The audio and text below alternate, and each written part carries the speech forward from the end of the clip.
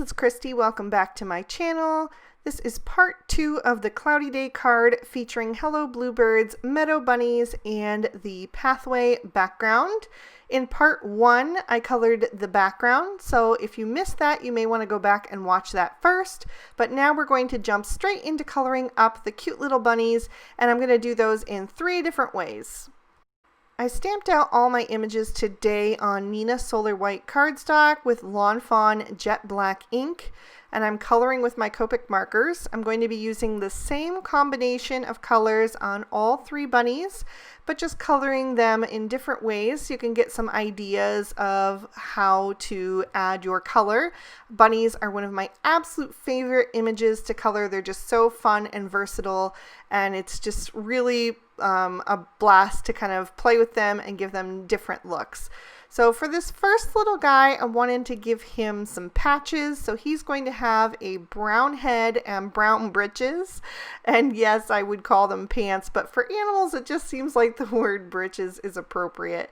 So I'm using E50, E51, E53, and E55. I started with the lightest 3 shades, but I quickly realized I was going to need that E55 for some more contrast. So I added in that first, and then I'm blending that out with the E53. And then I'm coming in with the E51, and I'm going to finish off his legs with that E51, and then add in the E50 for the patch that's going to go right around his eye. I just drew that in first, and then I'm also going to do the rest of his haunches with that E50. But you can see that I don't really have a very nice blend on either of those areas, so I am going to go back to the E51 and flick in a little bit more color and then blend that out with the E50 so I have a really nice transition. Now we definitely need some shading for the white areas of his body as well, so I'm going to use the E40 for those. I'm adding a little bit of shading down his back and under his arms, also coming up from his belly and on his nose, and I put a little bit of color inside his ears as well. And then I'll use my colorless blender to just soften up the edge of that. Okay, so bunny number 2, I want to be just a little bit more solid brown. I wanted these guys to look like they definitely could be litter mates, but each have their own personality. So I'm starting again with my E55 and putting my shadow mostly down his back, a little bit up on his ears and on his leg that's on the far side of his body. And then I also did just add a little bit to his nose to make that look like it's bumped in a little bit further. And then I'm blending that out with the E53, really softening the edge of that E55 so that I get that nice smooth transition. And then I'll bring in the E51 and finish off his little ears. The one on the far side is mostly just the inside of the ear that's showing, but I did want to add just a little bit of brown to that to just create some like definition there. And then I'm moving on to my E50, and I'm going to get really nice and soft right around his nose and belly area. I wanted those to kind of fade into white, so for that I'm going to use my colorless blender to just soften up the edge of the E50 so it gets a nice smooth blend. And then I'll use that E40 to add the color to the tail and the inside of the ears. For bunny number 3, I'm actually going to start with the E40, and I apologize that my hand is covering a lot of it, but hopefully you can still see. That's really hard to color without covering it up since I need to be like right over the image to see where I'm going. But once I have that color laid in, I'm going to soften the edge again with the colorless blender. And for this guy, I'm going to do some smaller patches. So I'm going to color in one of his ears solid brown. I'm also going to give him a little ring around his eye and some patches down his back, and then a couple of spots on his arms and legs. So I just like to play with it and add them here and there and see where I want to go. Then I'm going to blend that out with the E53, just working my way into those lighter areas and letting them get nice and soft around the edges.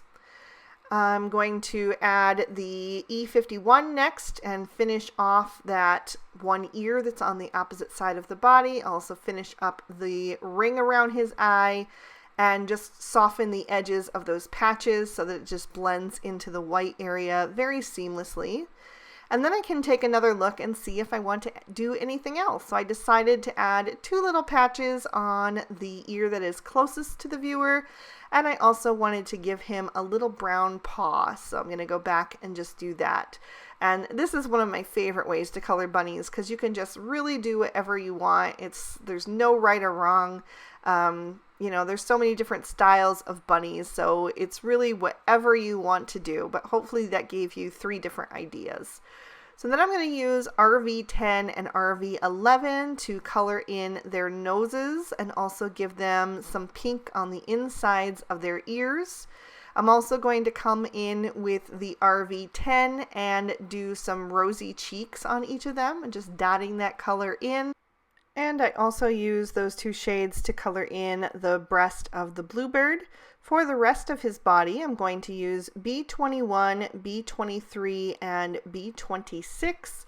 So he's going to be a nice dark blue. I just thought that would be something a little bit different and that he would really pop against the bright colors in the background. For the flowers that the bunny on the right is holding, I'm going to use V93, V95, and V99. These are like a grayed out purple, and it's actually one of my favorite purple combos.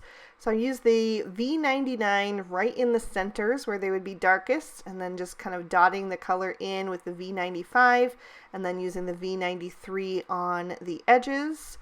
And then I couldn't tell if that one in the top was a flower or a leaf, so I decided to color part of it as a flower. And then for the greenery, I'm bringing in YG03 and YG17, which are the same colors that I used for the grass in the background video in part 1, so that will match. And then finally for the butterflies, I'm going to use Y11, Y13, and Y15. I put the darkest color toward the body, and then I'm blending out with the Y13 and then using the Y11 on the edges, and then I trim these out with the matching dies.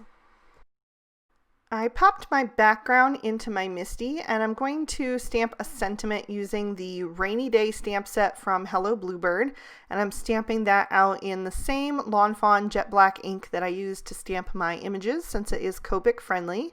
I'm going to stamp that down a couple of times so it gets nice and bold, but I thought that cloudy day sentiment was perfect with that big bold cloud that's on the background.